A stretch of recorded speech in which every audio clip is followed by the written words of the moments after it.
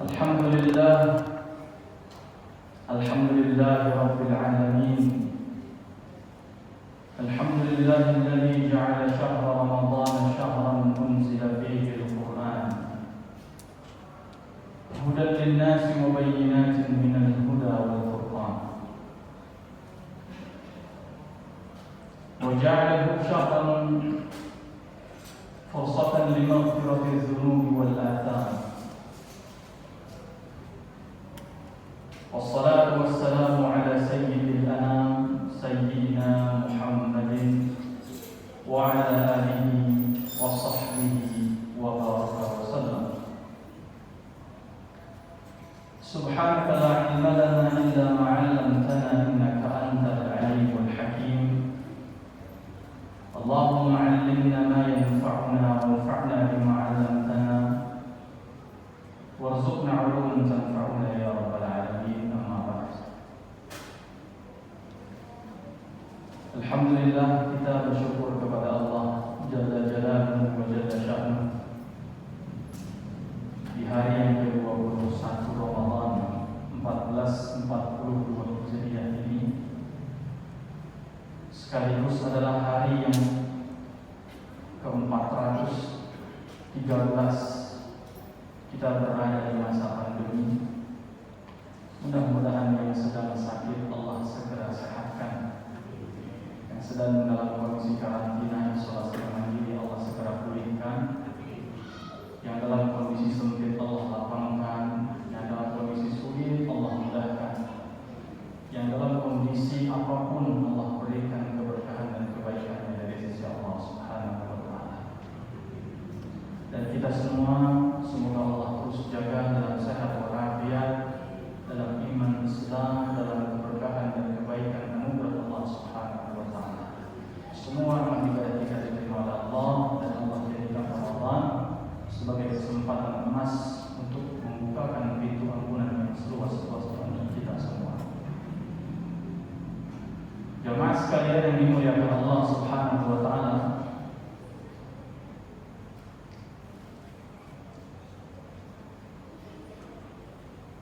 kita tahu betul bahwa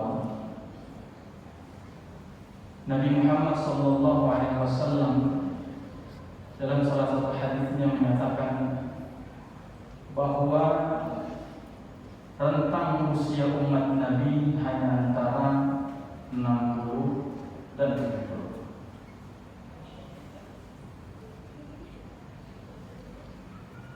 Kalau kita bandingkan dengan umat-umat sebelum umat Nabi Muhammad sallallahu alaihi wasallam, mereka punya usia ratusan tahun.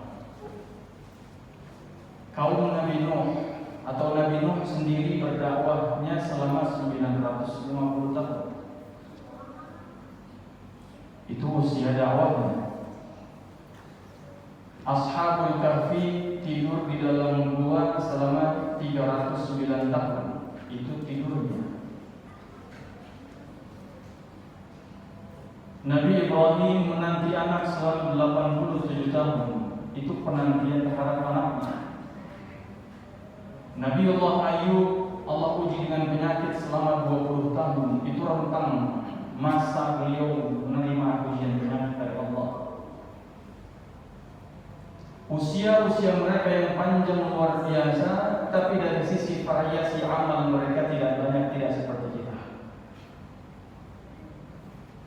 Ragam amal saleh dan ibadah yang Allah syariatkan kepada mereka tidak sebanyak seperti kita. Bayangkan kita sholat saja banyak sekali. Dari mulai sholat wajib,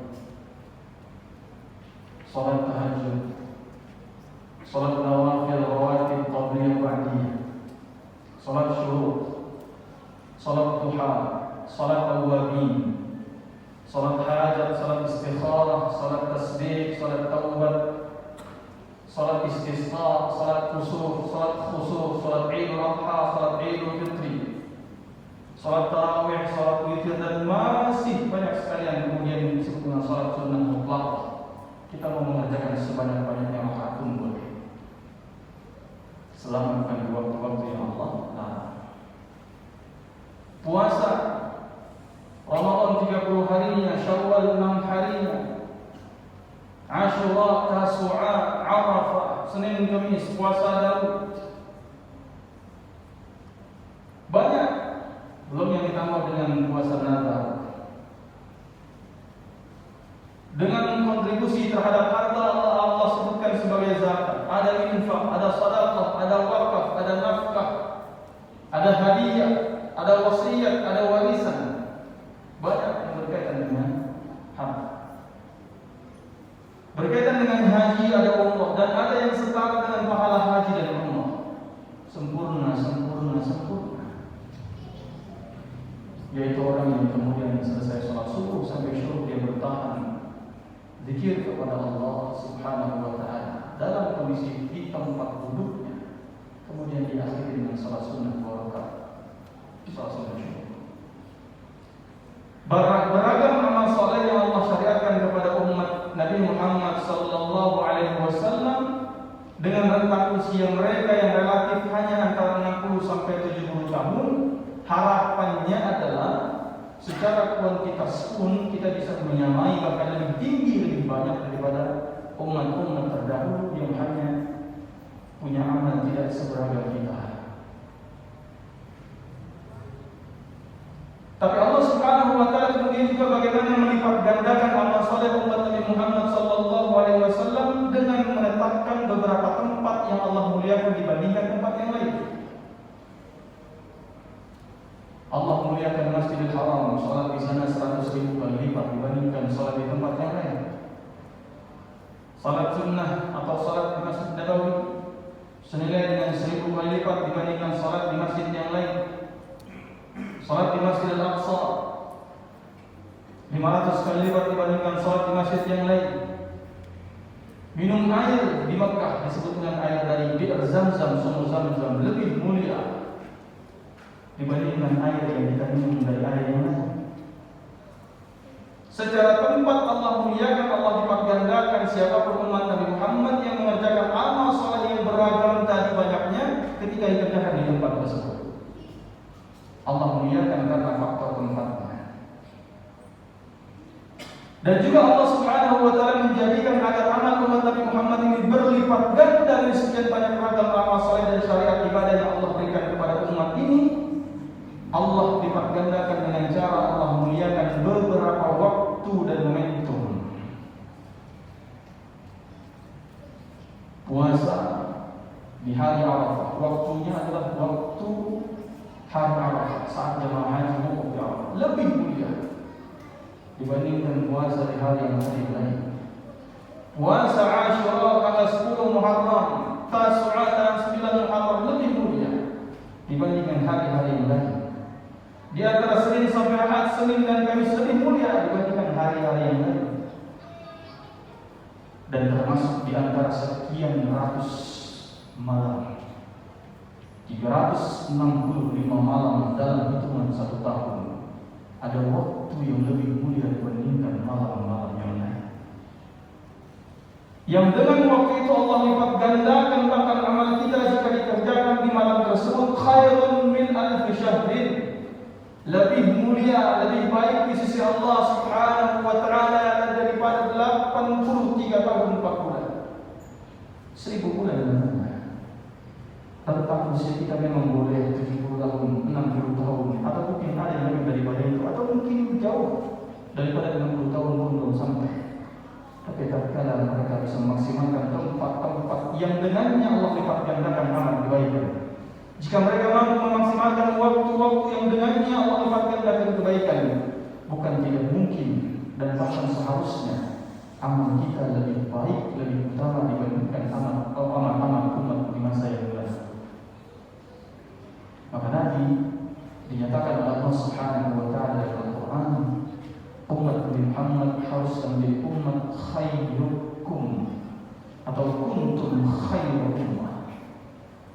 Kalian adalah umat yang terbaik. Bagaimana menjangkau dan mencapai kebaikan dari umat-umat sebelum kita? Salah satunya adalah dengan memanfaatkan momentum-momentum yang Allah berikan.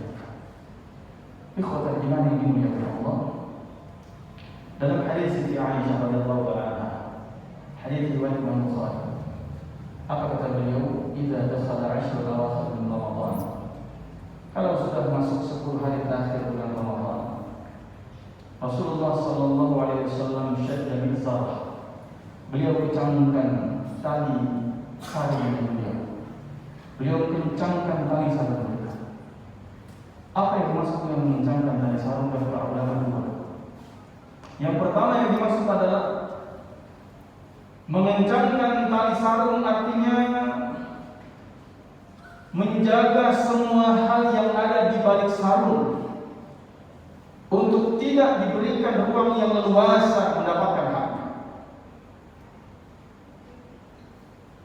Sudah tidak lagi memikirkan apa perutnya dan apa yang diberikan kepada perutnya. Sudah tidak lagi memikirkan bagaimana kemudian mendatangi pasangannya.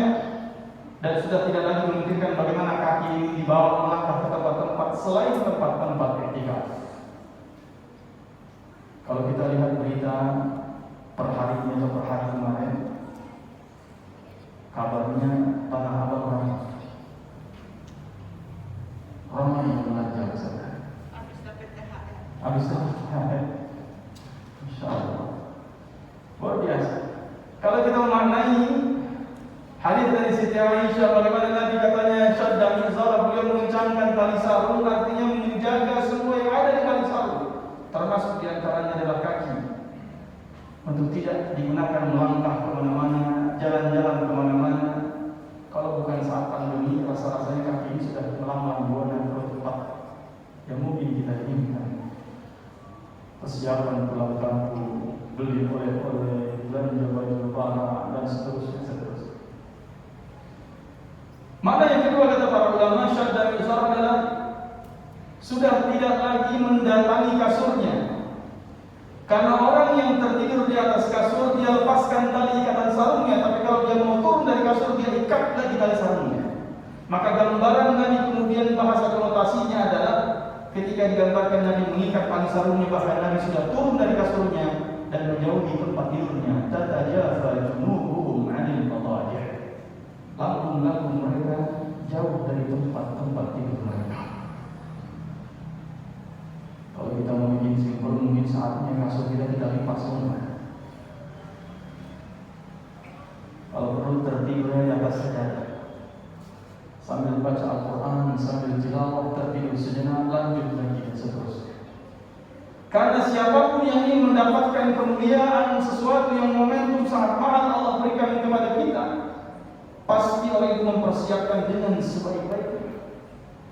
Siapa yang merasa sesuatu itu dianggap mahal bagi dirinya, dia akan kejar, dia akan usahakan sedemikian rupa. Tapi orang yang menganggap sesuatu tidak berharga, dia akan acuh untuk mendapatkannya tanpa persiapan semestinya. Orang yang rindu dengan satu hal, dia akan mempersiapkan perjumpaan dengannya. Kalau seorang istri tinggal suami 1 bulan dinas di luar kota, kemudian sang suami mengatakan, "Mah, besok aku landing jam 5 sore. Ingat di terminal 3, tolong menjemput." Maka sang istri pun menyiapkan dirinya dengan dandanan yang luar biasa, ingin menumpahkan rasa kerinduan yang memuncak luar biasa, menyambut sang pangeran datang ke pelukannya. Maka dia persiapkan dengan parfumnya, dengan baju bagusnya, dengan dandanannya. Bahkan sudah tiba di bandara sebelum jam 5 sore. Karena dia tidak ingin mengecewakan sang suami. Yang Allah sudah katakan bahwa menurut Nabi Muhammad SAW, tamu yang agung ini 1 malam akan datang di 10 hari terakhir. Dalam riwayat lain, carilah dan incarlah di malam-malam ganjil. Dalam riwayat lain, carilah dan incarlah di malam 27. Dalam riwayat lain dikatakan carilah dan incarlah di malam 29. Maka usinya siwa iyakum, sudah sepatutnya bagi kita mempersiapkan semua hal itu. Kata Siti Aisyah, "Ya Rasulullah, seandainya aku tahu di malam Lailatul Qadar, apa yang harus aku lakukan? Apa harus aku minta kepada Allah Subhanahu wa Ta'ala?" Apa kata Rasul? Perbanyaklah berdoa. Allahumma innaka 'afuwwun tuhibbul 'afwa fa'fu 'anni. Ya Allah, Engkaulah Sang Pemaaf, engkau suka memaafkan, maka maafkanlah aku.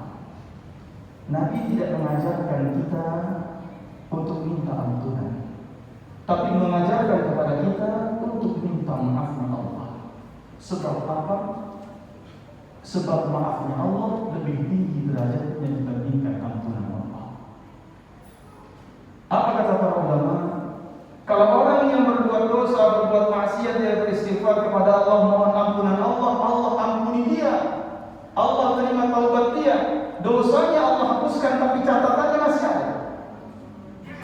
Apa perbuatan yang dia lakukan, tapi skor dosanya nol, Allah sudah hapus, tapi catatannya masih ada. Itu kalau ampunan. Tapi kalau mendapatkan maafnya Allah, dia berbuat dosa, ngomongin orang lain, dan dia dosanya 10, Allah ampuni, angka 10-nya hilang. Tapi kalau maaf, catatan bahwa dia ngomongin orang itu Allah hapuskan juga. Bahkan guru kami pernah mengajarkan, kalau kita mau menggambarkan seolah-olah catatan amal itu kertasnya dirobek, sama sekali tidak bersisa. Itulah yang kemudian dimaksud dengan maafnya Allah Subhanahu wa Ta'ala. Kalau Allah sudah memaafkan, kita penuh dengan kebaikan. Inna kita adalah ujala fi sijjin. Catatan orang-orang yang berbuat dosa Allah letakkan di tempat yang namanya sijjin. Tapi catatan itu ternyata kalau kita sudah mendapat maafnya Allah, sudah tidak ada catatan sama sekali, kosong kitab itu. Apalagi bisa kita kejar di 10 hari malam terakhir ini? Allah Subhanahu wa Ta'ala tegaskan bahwa malam itu menjadi mulia karena malam yang diturunkan di dalamnya Al-Quran. Maka mau tidak mau yang harus kita intensifkan usinasi wa iyyakum bittaqwallah adalah bagaimana cara kita memperlakukan Al-Quran Karim di malam itu.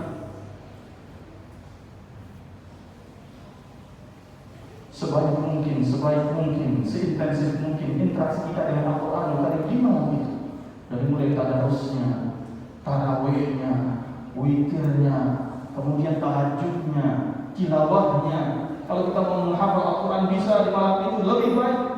Kalau kita mau kemudian mengkaji tafsirnya di malam itu lebih baik. Sampai kapan? Hatta matla'il fajar, sampai terbit matahari. Hitungan malamnya dari setiap maghrib kita hidupkan dengan nilai Al-Quran. Apalagi bisa kita lakukan, kata Rasulullah sallallahu alaihi wasallam, qama lailatul qadri imanan wa ihtisaban.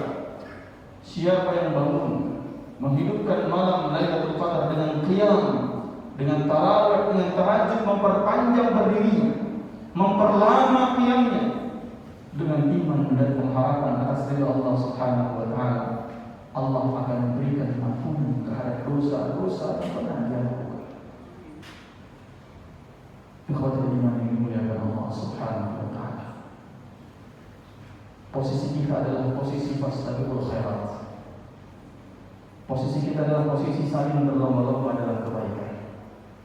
Siapa yang bisa mendapatkan gelaran yang terbaik di sisi Allah Subhanahu wa Ta'ala, dialah yang memberikan terbaik untuk Allah Subhanahu wa Ta'ala. Jangan sampai malaikat sudah berpenuh-penuh sesak di langit dunia. Disebut dengan Lailatul Qadar karena Lailatul Qadar artinya malam yang sempit. Sebab langit dunia sempit, malaikat turun ke langit dunia, waruh, termasuk malaikat Jibril.